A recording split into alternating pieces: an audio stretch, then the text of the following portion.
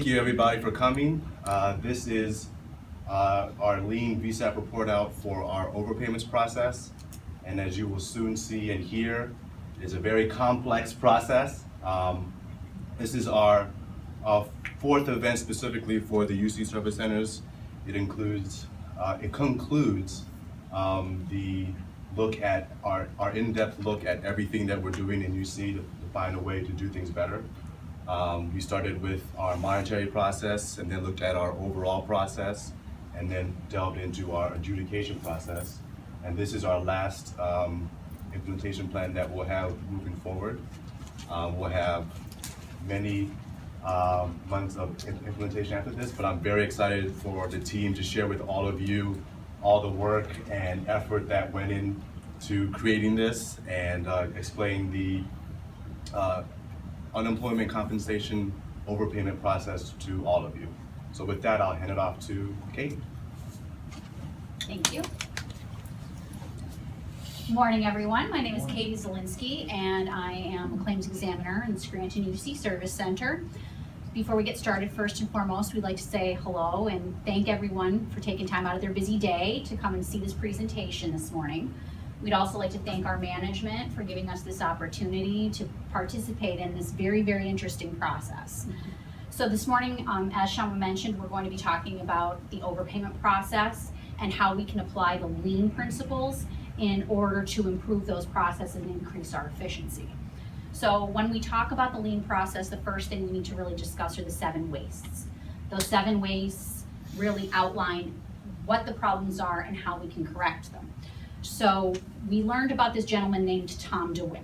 Tom DeWitt is an acronym for the 7 wastes that exist through the lean process. So they stand for transportation, overproduction, transportation, overproduction, motion, defects, waiting, inventory, and processing.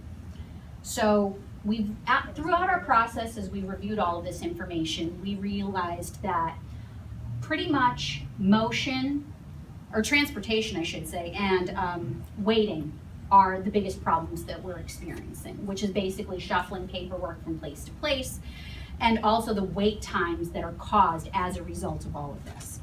So the team that will be coming up are going to be reviewing our current state of affairs and our recommendation plan for how we're going to decrease waste and increase our efficiency. And I have to say, it truly has been a very, very eye-opening experience of how much waste we actually have. So we're hoping with today's presentation, everyone will take all of this information back to their offices and start thinking lean immediately. So I'd like to turn things over to Sean so he can discuss our current state. And good morning. My name is Sean Domenico. I'm an interviewer from the Duquesne Unemployment Service Center, and along with my peers here, we're going to show you the current state. So, hi, my name is Andrea Trojanovich, and I'm a UC Claims Examiner at the Erie office. My name is Mustafa Anderson, and I'm from Benefit Payment Control Central Office. okay, so this is going to be the part of the presentation that for the workers in the field and in HUD, this is going to be the commiseration part. For those of you who aren't familiar with this, you're going to see what a painful situation it can be in order to do this work. So what we're going to run through are just a couple example streams for how we detect the issues and move them through from one worker to another until we start immediately with detection and end at the final part where we've got an overpayment determination written and posted and filed. So in one of the first detection methods that we have on the screen behind us, which this entire wall behind me shows the current state of affairs and how we do it. One of the first detection methods that we have is a claimant calls in and speaks to someone like me. And normally that's where I discover, okay, they misreported their earnings. So at the moment, I don't do anything except create a point of contact form or a 988. I don't take any earnings down. I don't record anything on a 169. I don't annotate any earnings to the claim record. I create a 988 or a POC and I hand it off. And by the time it can move through the cycle of going through my outbox to somebody else and getting to a supervisor for assignment to an examiner, that could be a couple of hours or a day. And by then, that's when it finally reaches Andrea's desk. Once the POC is assigned to an examiner, It could usually take 2 to 5 days before that examiner is actually going to review that case, that piece of paper, that potential issue, and start that fact finding. At that point, the claimant has to be contacted to do the initial fact finding by the examiner. You're gonna do that by a telephone call. If you get that person on the phone, that could be an easy 10 to 15 minute phone call. However, if you're not able to get in touch with the claimant and you have to leave them a message, you have to give them 4 days to respond. If you call them and they don't have a voicemail set up and you can't leave that message, you in return have to send them a letter, and that gives them 7 days to respond. So that goes, like I said, from 2 to 5 day wait just to review it to a potential 4 to 7 day wait before we can actually get the information that we need from the claimant. After you get the claimant information, then you have to start the employer fact finding. Again, that could be a phone call, so it could be 10 to 15 minutes. Again, it could be a 4 to 7 day wait depending on if you have to leave the message or send them a form to get that information from them. And that's all before you even get to the point of being able to write a determination. So another common detection method is going to be where we've got some spot check happening. So we do a claim and I discover an overpayment issue, or perhaps there's an additional or a reopen, and I see wages in a prior quarter that haven't been reported. So the key here is going to be that under the current way we have the scheduling going, with the compressed schedules, 3 days of incoming phone calls, even though that's an issue that I've detected immediately, I may be able to act on it immediately, or I may have to set it aside. And the question is going to be whether or not, by putting that aside, do I deal with it in 5 minutes? Do I deal with it in an hour? Do I deal with it tomorrow? It could be months before I actually get to it if I put it aside and something else comes along and interrupts me. As we move through this cycle, that means that now a few months happen before I even get a chance to send out a 471. After that point, I've got to go through a couple of loops if I don't get back all the information, which could take anywhere from a couple of days to, up to a week and a half. And again, by that point, I'm finally handing it off to Andrea, where she's likely gonna repeat the same process. And that's exactly it. Once it gets to the examiner, at that point, we're basically starting that process again, to possibly making phone calls, possibly having to send out additional forms, and that goes from the 2 to 7 day wait before you can even get to the point of issuing a decision. And that's not including possible additional information for phone calls or possible rebuttal. That goes into another 2 day wait on top of all of that additional wait. Okay, so there's basically 3 more formats that we're gonna go over real quick. The next one are the basic cross matches. So we've got 2 of the big examples are the 756 cross matches, and then also like the 767s. There are automatic ones, there are manual ones, but essentially the key here again is when those forms come in, if it's a 756, it's a paper form, so I'm getting it in and I'm actually trying to work through it. If we've got a system in place in order to work through it, the question is how complicated are they? Am I getting interrupted? How prioritized is that work? And with the 767s or those kinds of reports, those are reports that come in and there's a list that we can be checking electronically. Meanwhile, when the paper form comes back, we're not necessarily acting on that immediately. So there's a huge weight and a huge opportunity that can go on for the interviewers to actually be able to start that fact-finding process. Whether it's because we're not dealing with the actual forms that are coming in, could those be sitting for a month or 2 or 3 or longer? Or whether or not we're actually not using the electronic list at our disposal or getting through it and following the same procedures offered office to office, there's a huge opportunity there that we're missing out on. So a huge delay at the beginning as far as action being taken, and that again leads us back to Andrea. So again, at that point, when it comes to the examiner, it's gonna depend again on how much work was done at the very beginning stage with the interviewer. If no additional fact-finding was able to be completed and it was just sent over, that examiner now has to do additional employer fact-finding. Again, that's 10, 15-minute phone call, 4 to 7 day wait. At that point, then they have to do the claimant fact finding if that has not been done.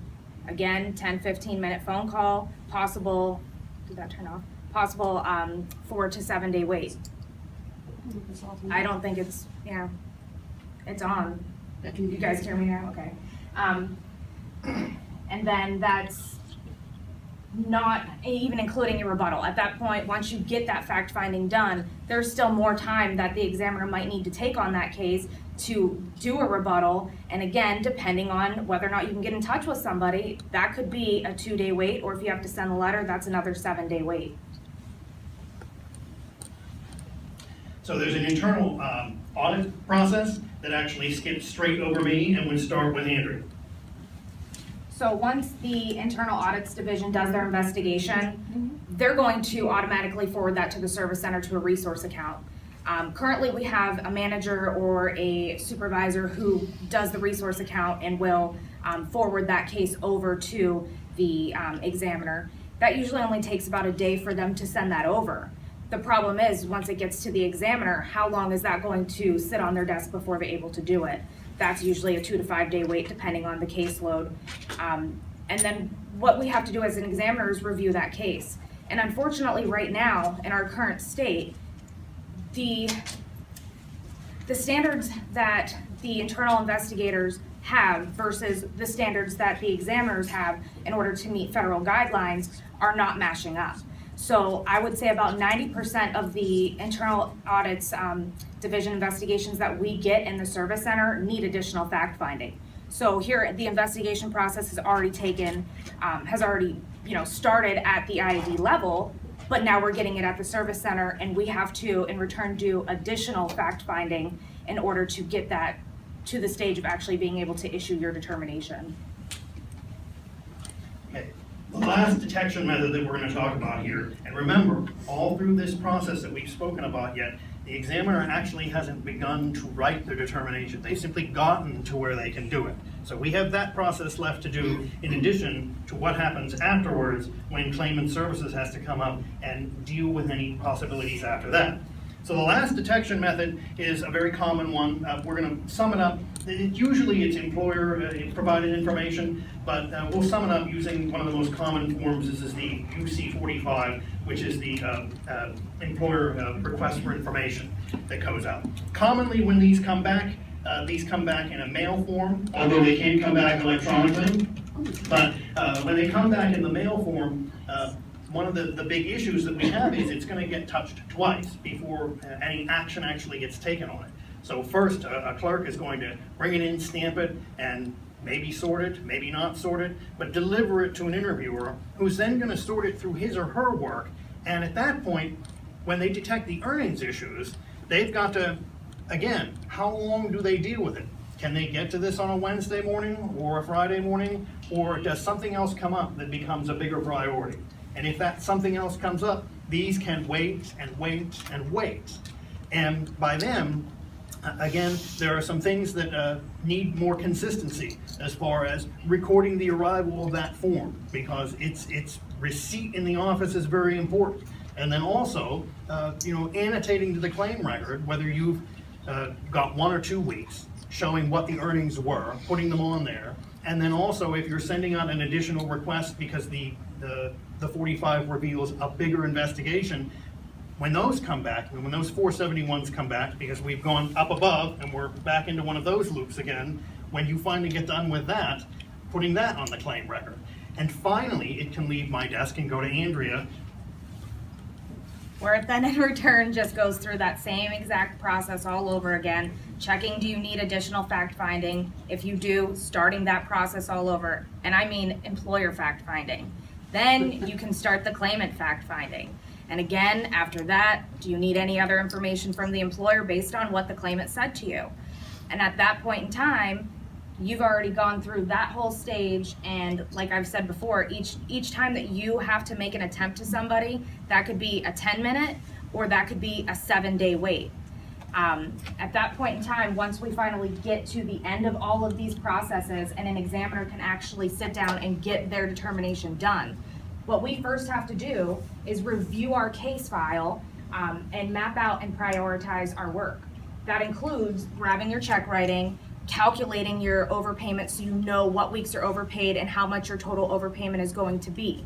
Now, we have two scenarios up here. We have basically our best case scenario, and then we have our worst case scenario. So for our best case scenario, we're able to go in and write our cause determination, and we can do that through an automated system. That'll take you maybe 5 minutes to do that. At that point in time, you're ready to go ahead and do your overpayment determination, and we do that manually, automated through our mainframe system. So you go in, you're gonna input your information, and that'll take an examiner maybe 15 minutes, depending on how many weeks are involved in the overpayment. And then you have that 1 day wait after the determinations are done to follow up the next day, check the claim, check the balance, make sure everything sets up before it'll go over to claimant services. Our worst case scenario, you have to write a manual cause determination. That could take you about 10 minutes to write that manual cause determination. You then have to post that to the claim record. Posting only takes a minute to get that done. Then you have to do your automated UC84, which is your overpayment classification worksheet. Whereas that is automatically done for you when you do that in the mainframe system, the automated way. So that can take you a minute to get that part completed. Then you go into writing your overpayment determination. So your manual overpayment determination will take you maybe 10 minutes to do, then it'll be an extra minute to post that to the mainframe system. If at this point you get to the level of fraud in your overpayment, you're gonna have extra steps. Because at that point, now you have to write your penalty week determination. That takes maybe 5 minutes to write that manual penalty week determination, then you post it, that takes an additional minute. Then you have your 15% penalty determination. That'll take you about 5 minutes to write that, an additional minute to post that to the mainframe system. Then you have to get all of your copies because they're manual determinations, print them out, sort them, mail them, put your packet together. Again, you're gonna have that 1 day wait at the service center level before it gets to the claimant services, and then Mustafa is going to explain what he does once it gets past the service center and gets to claimant services. Yes, but first I'd like to thank our guests from UC Service Center that came and gave us this great perspective on the processes and the things that they go through on an everyday basis. From the stress from the top to get their numbers up, all the way to the workload that they have to manage, including not just overpayments, but also SEP issues and everything else that goes on in the service center. It's a lot. So it's perfectly understandable to get errors in claimant services so we can re-debit overpayments. Usually the errors come from, it's not rushing, it's they don't have the time to check the balance. The examiners do not have time to remove an overpayment and put re-debit the overpayment correctly as a 211 or a 229. They don't have time to go through and update the account balance. They don't have time, a lot of times, to go back and check to verify if weeks in an overpayment were already overpaid. It's just a lot of stress that they have. So to cut down on those errors would be the ideal state, which is next, and will be from Sam. Thank you, Mustafa. My name is Tahiru Samaila Sidiku, but he introduced me as Sam, and I think that's okay, because it's the lean version of my name. I think what you've noticed here, and I know some people in the UC service centers might be going, oh, we don't do that. We're not saying you do, we're just saying, in general, the current state has issues. And those issues can be all the initials in that Tom the Whip. We have transportation issues. We have overproduction issues, motion issues, defect issues. We have waiting issues, processing issues, and we also have inventory issues. So the ideal state is to get rid of all those wastes, if we can. The first thing we're going to do in order to get that done is empower our interviewers and everyone else to take and make a decision just in time at the lowest level. We should also focus on quality. We want to meet our numbers, but let's go slow to go fast, because that's one of the principles of lean. To do that, we need mentoring. Right now, we're losing people in one department, and we don't have people who are trained well to take over.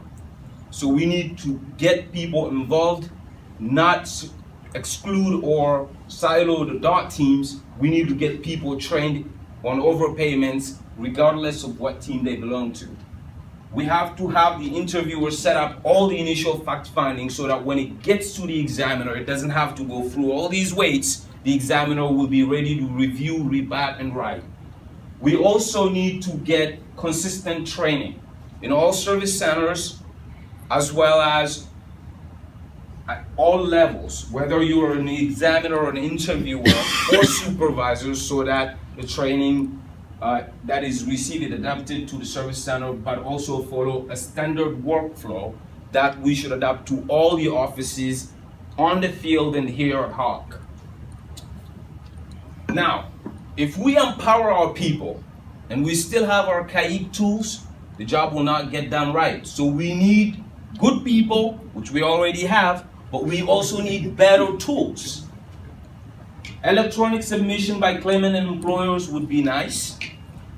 Instead of having a lot of paper stacks in our offices, enabling spreadsheets that would pre-populate all subsequent forms so that when a claimant calls and this interviewer fills out a 471 and they have to fill out a second one because we got no response, they don't have to retype everything.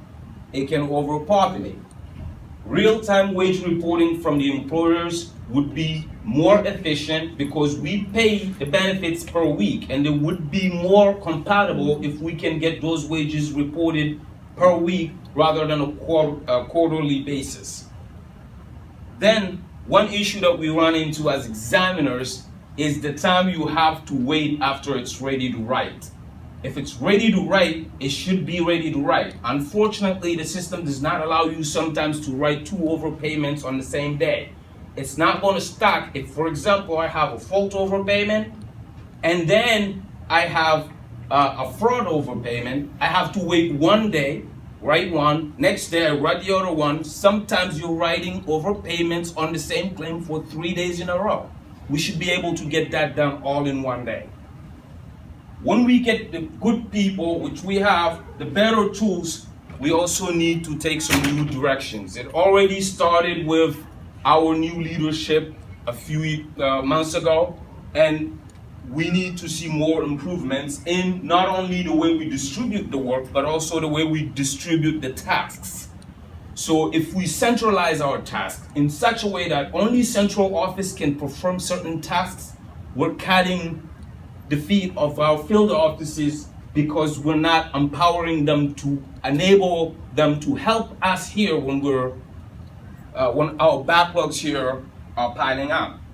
We need to better manage our workflow. I think when we get to where we can have standard work and standard office, our workflow will run so smoothly that we don't have to have a lot of interruptions in transportation and back and forth between clerical and interviewers before it gets to the examiner. Clear communication between our departments and offices would be something that would allow us to work together as one team rather than siloed offices across the state. Data sharing would allow us to work more efficiently together. In the ideal state, we also want to create a clear path between policy and implementation, because we've been here 4 days and Stacy disagreed with us a lot. Because we do things one way and she said, no, that's not what the policy says. So we need to create a clearer path.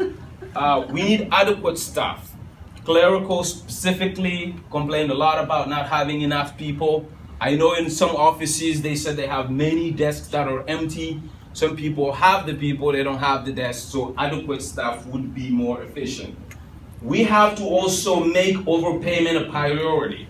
Right now, when we get overpayments, we're saying in most offices, well, you know what, we have so many immediate issues to deal with. These overpayments go into a file, we don't get to them for months, sometimes a year, and then we pull them and they're already late. Because ultimately, when we make overpayment a priority, we're going to get rid of backlogs. That's the final goal, the ideal state. Everything that comes in get processed. When we do that, our numbers are gonna go up because we're gonna be making more money. We're not gonna be one of those last few states on the list in the ranking. We're gonna be out of the top 10. And the job is gonna be better for us as workers, easier for us as workers, and better for our customers. And I hope this will take us into the next presentation, which will be by Mark. Future state. Future state? Thank you. We cannot get to Mark until we know what we're going to do in the future, right? There you go. Thanks for the bust. Good morning, everyone. My name is Mandy Sadetsky. I work in the central office in adjudication. I'm going to take you through what we would like to see in the future state, and then I'm going to hand it off to these ladies here. Now, we've already discussed the issues that we ran into with. We looked at our current state, and we had a lot of issues. And then we looked at what we would love to see in the future, or our ideal state. Now we're going to take a look at our future state, taking the steps to empower our interviewers, actually giving them the ability to do the job that they were hired to do and interview the claimant as they're on the phone, sending out the paperwork that is needed. We're going to take it step one. When a claimant calls in, say they misreported their wages. The interviewer is going to verify the information with the claimant, take a statement at that point. So now we're touching it once instead of over here where we had the interviewer sending that information over to adjudication and adjudication starting that process. We're going to take it back to the interviewer where they're going to be able to then send the fact-finding forms out to the employer and then get that case over to adjudication, cutting down on the time that was wasted with this process that we are currently in. Same thing goes with spot checks. For example, maybe the claimant calls and says they misreported their wages, and instead of addressing that 1 week, we noticed that they've been doing this for a long time. So now we're going to be sending out a 471, which is an audit form, to the employer to get that information. But instead of it going and being sent over to adjudication before the process is complete, we're now going to have that interviewer empowered to actually go through and send it out the first time. If it doesn't go out, if it's not received, back to the service center, send it out again. And then they're going to be able to send out that 990 form for the claimant verification as to why they misreported that or why there's a discrepancy. And then it's going to go to the examiner. We will be working with the IAD investigations so that they make sure that the information that they're gathering from the employers and from the claimant is more complete, to make sure that there's less time wasted on getting the information. Once the examiner gets that information, they're going to have more of that information right up front. They still will need to do the rebuttals, and they'll still need to do a little bit of information gathering, but it's not going to be to that same degree that they're currently experiencing. Cross matches. Whenever they are receiving the 767s and 756s, they're going to be able to process that information. So the interviewer is going to be able to send out additional fact-finding if they need to request more wages or more weeks to address more information. They're going to be able to do that. Then send out the 990s for that verification from the claimant, and then get that over to the examiners.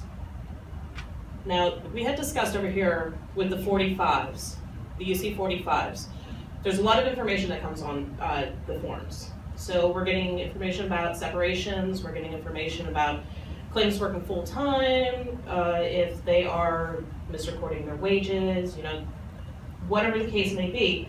We're now going to have the interviewers be able to send out the proper paperwork. The ones that we're going to address here are going to be the wages. It might be 1 week, it might be multiple weeks that we have to address. And that kind of ties back into where we are up here with when the claimant calls in and we have to address a 1 week, or if we're doing a spot check where we're addressing multiple weeks. They're still getting all that information before it goes to adjudication. So the file, as much as the interviewer can do, is complete. Then once the examiner gets that information, they're still going to need to do their rebuttal, their state of mind, and different things like that. But that's something that Maria is going to address here. My name is Maria Rex. I'm a specialist in benefit integrity. Recently started working as a supervisor out of class in customer services. The next part in here, as we said, this is to empower the interviewers to take more information. That's also gonna enable the examiners to complete their work a lot more timely if they're not doing a lot of the legwork. The cases here with the claimant call, if they take that information, that case will be assigned by a supervisor directly to an examiner. If they've gotten both parties, they can write that determination. Here with the spot checks, the pending files are going to stay, the case is gonna stay in a pending file for the interviewers to follow up on, do the legwork, second attempts, till they receive usable information. Once they receive the usable information, they're gonna set it up, do the discrepancies, and that is what's going to, the non-ending discrepancies is the claimant fact finding. That's what it will come over then to be assigned to an examiner. Once that case is pending a determination is when it will be assigned to an examiner and in their file.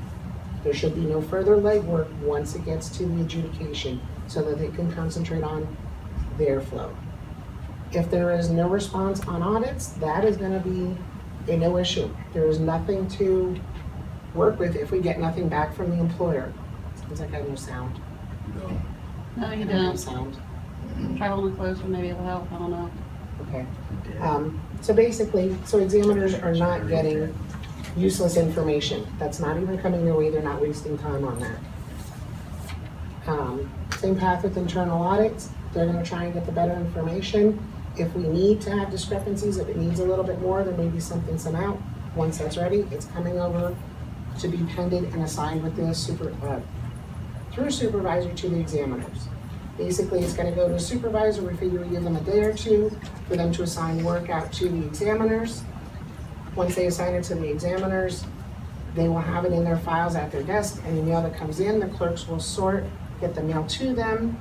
Basically, as the clerks do that, should possibly take, maybe an hour a day to sort mail, get it distributed, and then out to the examiners so they can attach to their case file. We figure they got a day to get their mail, sort it, get it attached to the files, and then the examiners are ready to start pulling cases as they get to the date to review their case, do any kind of rebuttal calls that they need, any kind of state of mind interviews that they would need for overpayments. Figure reviewing the case and rebuttal calls, maybe per case about 30 minutes a case if they're handling it. Once that's ready, it may have to pen if they need messages. It's ready to write. It could loop possibly if they need additional rebuttal or information. That's all part of the examiner process, but it is clear it is an examiner process all the way through. It's not bouncing back and forth. They don't have to do legwork. They don't have to wait for information to come in and then start a process all over. Once they get their information, they're ready to write their determination.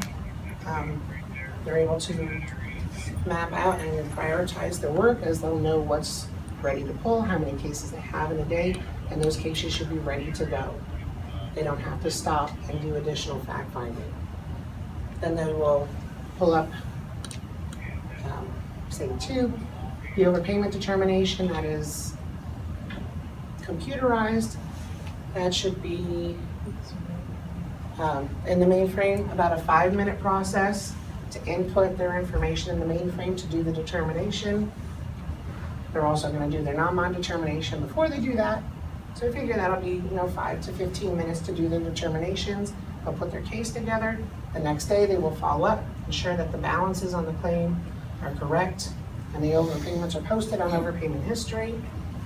And then in a day or two, they should receive a copy of their determination in to attach to their case file, it'll get filed away and it'll be off their desk and done.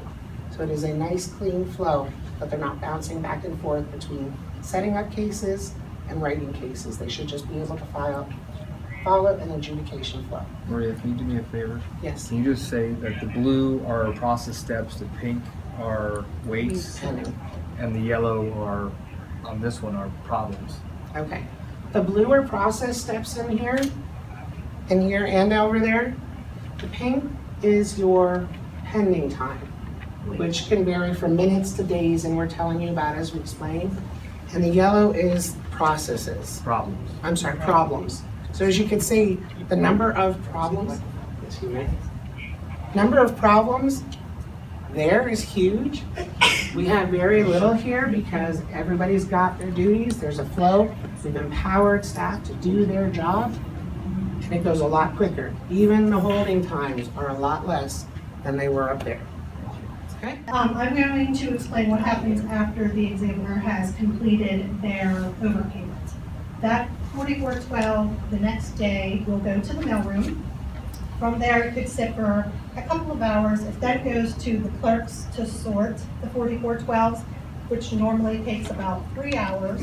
The next day, it could do one of three things, and that is either it needs to be filed, needs to be fixed, or adjustments are needed.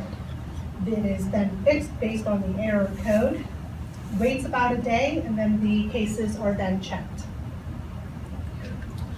We are now going to hand this to Mark.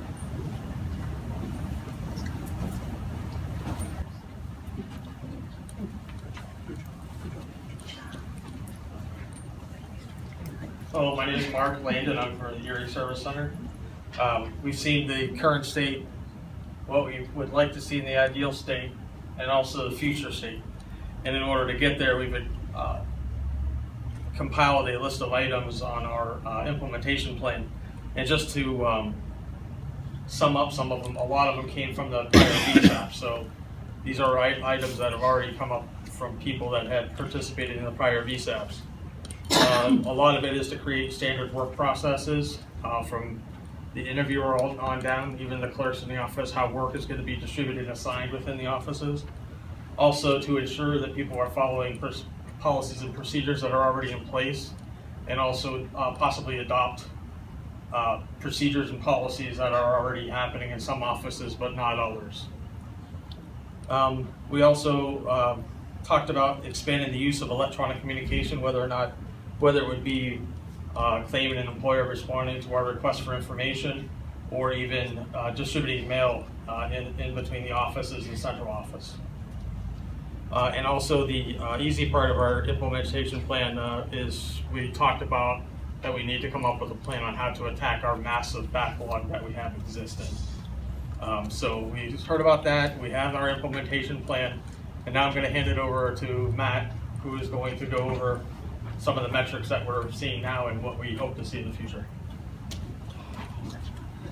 Thank you. My name is Matt Hunt. I work in central office and benefit payment control.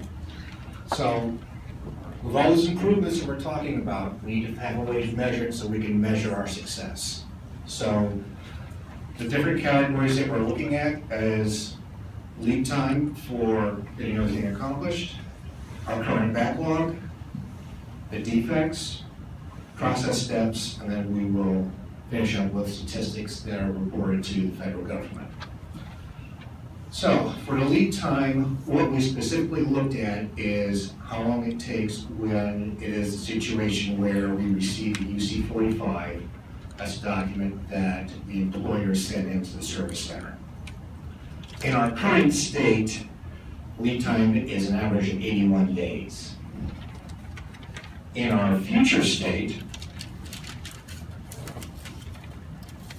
we are anticipating that it will be a lead time of 17 days and 3 hours. Nice. So that is a 79% improvement. Our current backlog of overpayments is approximately 6,382 cases.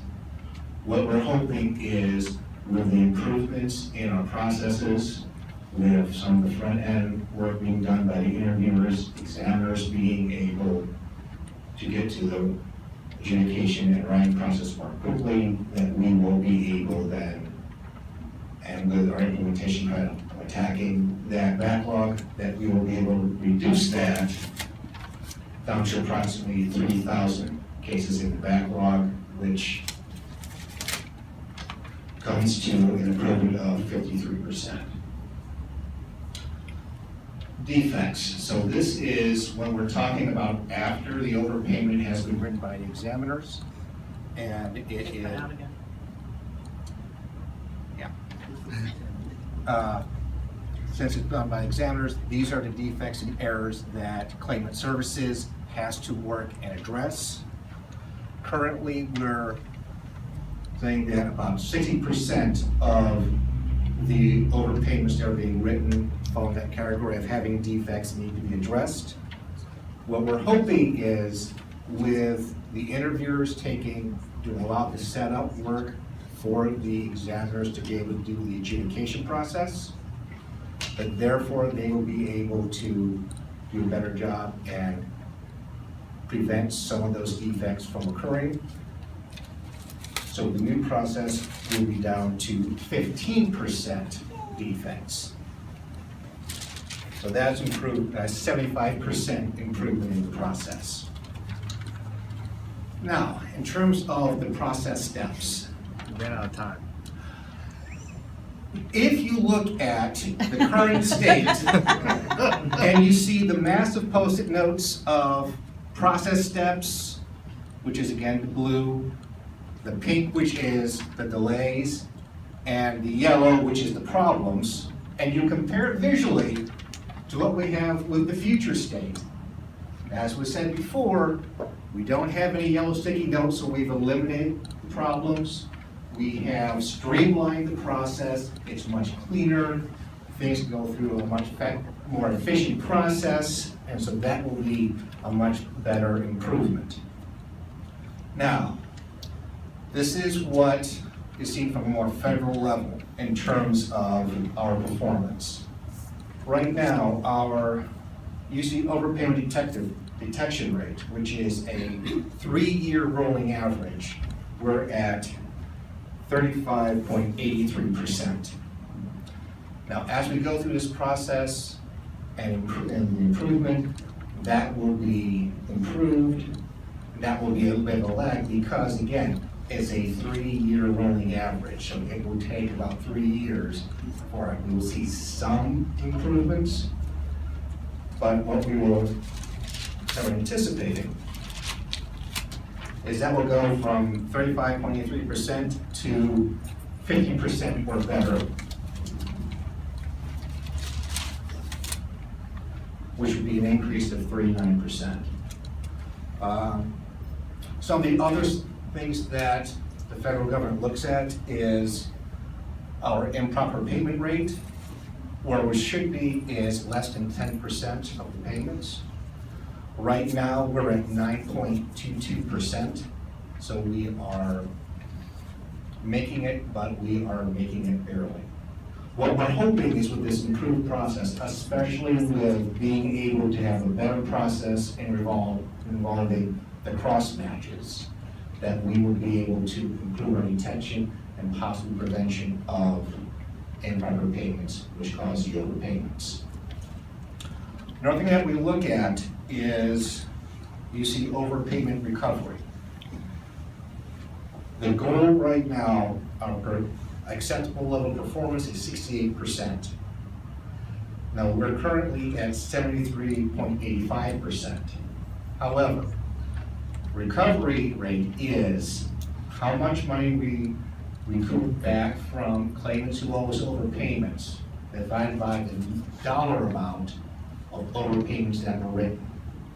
When that number is larger, it's many times because we didn't write enough. In early part of 2017, the first 2 quarters, we were at a very low level of writing those. That's where we are. Now, what we're hoping is with this process,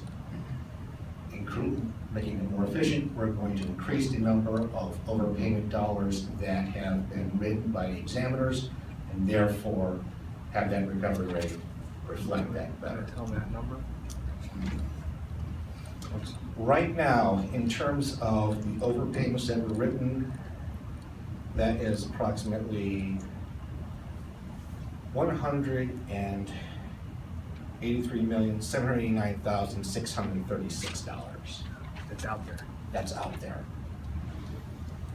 And remember that backlog that's there, we don't know what that dollar amount truly is because those overpayments haven't been written yet. We will now hand it over to Stacy to close us out.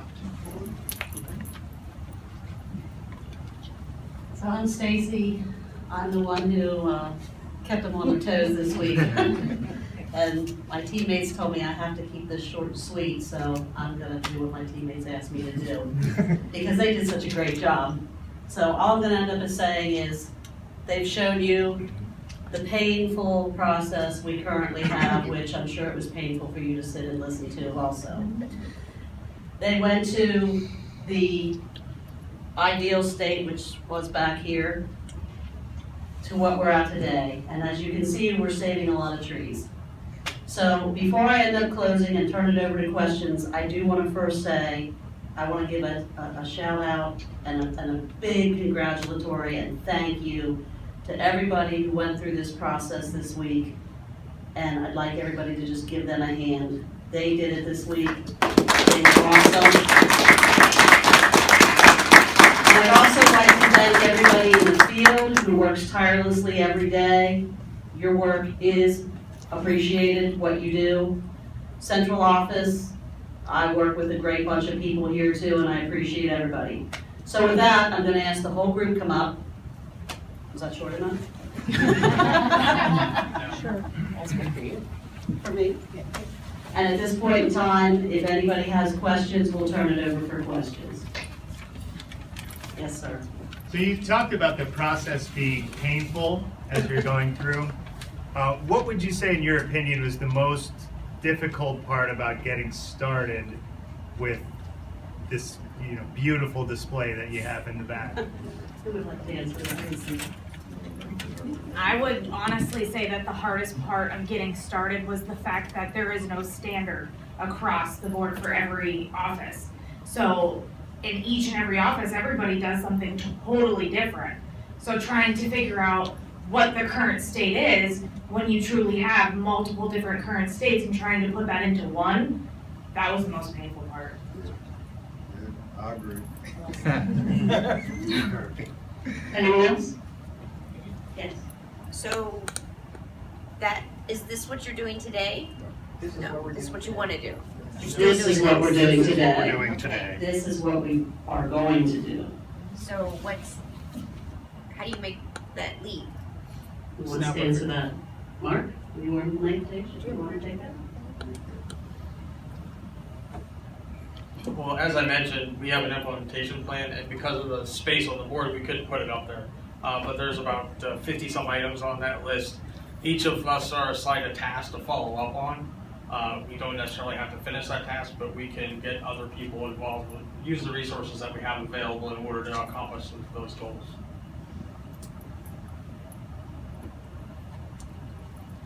Do you have a time frame for implementation?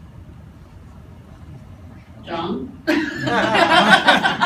a Shama question. That's a Shama question, so 3 to 4 months. 3 to 4 months. Thank you, Shama. Does anybody else have a question? In here, go ahead, sir. Hi, good morning, and thank you very much. It was outstanding. We're from the Inspector General's office, where we're hoping to implement some of these same ideas. When you very first got started, how did you get started? I take your point, and I think we have a similar condition about having different current states and different regional offices. Did you send folks in to kind of report to a committee, or just practically, how did you begin? Did you assign folks to come in and talk to you about what was happening in their regions, or how did you get started? That's easy, I can answer that one. Basically, what you see here is a combination of every service center, central office, and operations. There was somebody selected from each one. we sat here and the first part of the week all argued about what we do and what we don't like to do. And we vented. And we got to know each other. And then we went from what you saw there to how we can work as a team and get to there. And we brainstormed. We debated. But at that point, we've all agreed. We all now have our plan, the 52 items Mark told you about. So we're all in charge of not actually doing the work, but making sure that we get the people involved to get it done. So we can get to here, to get to where we need to be here. Does that help? It does, thank you. If anybody else has questions here, you're supposed to start with Duke. Does anybody here in office have any additional questions before I go to Duquesne? Going once? Twice? So, Duquesne, you're on the air.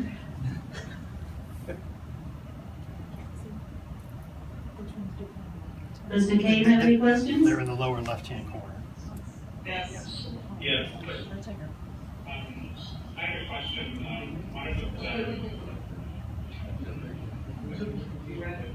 Yeah. You guys mentioned inconsistencies in the offices. Can you give an example of that? Yeah. Who wants to take that? Alright, so we do have inconsistencies in offices, and the reason.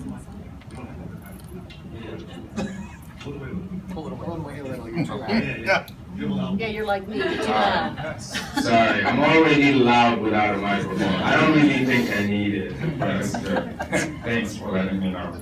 So, an example of one of the inconsistencies we found is if you look at the current state, in most offices now, when that claimant calls, they're taking a POC, which is a promise to call the claimant back. Well, I didn't know that because in our office, we don't do that. The claimant calls, interviewer takes a 169, get the earnings information, why they didn't report it, did he work full-time or part-time? So we created an overpayment 169 form that allows us to capture all that information on the call. Now, we're not saying that's better, even though it is. But I'm just saying not all offices are doing it. So that's an inconsistency, that's an example. If anybody knows another example, please take a microphone. I think that's the major one. That was the major one. Did that answer your question? Oh, hold on a minute. You know, just to follow up on that, and then I'm going to mention something that John mentioned here as well, but a reminder that one of the things that we talk about in Lean, remember, is that it's not only a procedural change and a process change, but ultimately it's a culture change. And as we talk about how we do the interactions in our offices, we've all known that there's shopping that goes around, in every office when you're looking for guidance or looking for an answer. And that gets down to how we do the communication, how we do the sharing. So, if the supervisors in an office are all having consistent meetings and are all on the same page and are all agreeing on the processes and procedures, then you're going to see less necessity to shop around or even for that to be reinforced because the answers are all going to be consistent. And then one of the things that John piped up and said is different in all the offices, again, ticklers. Some offices are still using central ticklers, some haven't used them in many years. So, and there's great discussion, a rather heated discussion here during the week about, do we want to bring that back? And if we do, how do we make it successful? Because you can have a central tickler that works very well if it's properly administrated. And that tickler is, for those of you who don't know, it's just a holding tank. It's a central way in order to prepare work to be assigned. So if you aren't ready to give it directly to an individual because that's not how the process works, then you have to have that holding tank in the middle. Properly administered, it can be an important way to transfer work from one person to another. Anyone else in Duquesne? Good catch. Stacy, I just wanted to say thanks for everyone. And thank you for everything you do too. I'm not used to this echoing and this technology. But I'm shocked how well everybody does with a microphone. I'm sure we're all good karaokeers. Can we have a competition? Again, thank you. Thank you. I appreciate everything. And with that though, it's time for Sean and Susan to start implementing some of these things so that our staff can see the changes. Does anybody else? But safe travels and everybody enjoy the weekend. Thank you. In case everyone doesn't know, that is our Deputy Secretary, Bill Trusky, and I want to thank him for being here today also. Is Duquesne? Okay, we have another question here on Duquesne. Okay. Can you hear me? Yes. Okay, I don't need a mic. I can hear you, yeah. I just had a question. One of the presenters had talked about the interviewer step. Whenever they would be contacting the employer, they would be trying to get usable information, but they wouldn't be like referring you to the examiner if they did not, get useful information. Right now, we have the quarterly allocation process for when we receive that useful information. Is that something that you discussed there? Is that going to continue under the new process? I'm going to turn this over to Mandy to answer this question. It's not really working well. Could you turn the volume down? Oh, that's too much. The volume down? Not you. Okay. We have discussed the different procedures about how to get information if the employer's not responding, and that is something that's actually going to be coming out soon. It's an update of procedures that we're going to be following. Basically, what's going to happen is if the employers are not responding, we are going to give them 2 attempts, and then information is going to be sent to central office, and then we are going to forward that information over to IAD so that we can get that information from them. But we have certain criteria that we're going to have for that. So be prepared.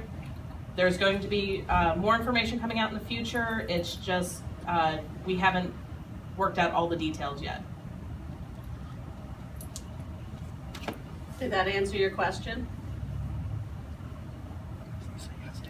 Please say yes. I think Is Duquesne still with us? Are good? All right, are we going to go to the next center, Shama? Thank you. So let's go backwards. Let's go to Indiana. We don't have any questions. I just wanted to comment that sounds like you guys put a lot of time and effort into gathering your thoughts together. And hopefully we'll come out with a very coherent and better improved process of what we're doing now. Thank you. Thank you, Bill. Thank you, Indiana. How about Altoona? Does Altoona have any questions? We don't have any questions, thank you. Thank you, Altoona. Does Erie have any questions? No questions from Erie, thanks. Does Scranton have any questions? Thank you, Erie. You're right. We're good in Scranton, Stacy. We just want to thank everybody. Thank you, Scranton. Katie says thanks, Joe. Is there another room? Is HLC all in the house, or is there some HOC somewhere else, Shama? So 612. Is there any questions from 612 or 614? Right? Whichever. Okay. So, go ahead, sir. Just my name is Andrew Sharp. I'm a special assistant to the secretary. I just wanted to thank everyone for taking the time this week. It was a really impressive presentation today. I know there's a lot of work in the future, but I know the Secretary is really excited about Lean, is really committed to it, and that actually goes up to the governor's level. The governor is really committed to Lean, and in many ways L&I is ahead of the curve. L&I has done some really remarkable work, especially within the UC system on Lean. So keep up the good work. I know there's a lot of good stuff coming, but the Secretary thanks all of you. Thank you. Thank you for the opportunity. So I guess in final closing, we want to say we came together, siloed, separate, sad, angry, whatever. And we're leaving here, happy it's over for some, but we are a team. And we're now putting the challenge out to everybody else that we all become one big family, policy, service centers, different offices, and we're all a team. And with that, is there anything else anyone wants to say? Have a great day and everybody be safe on your travels back.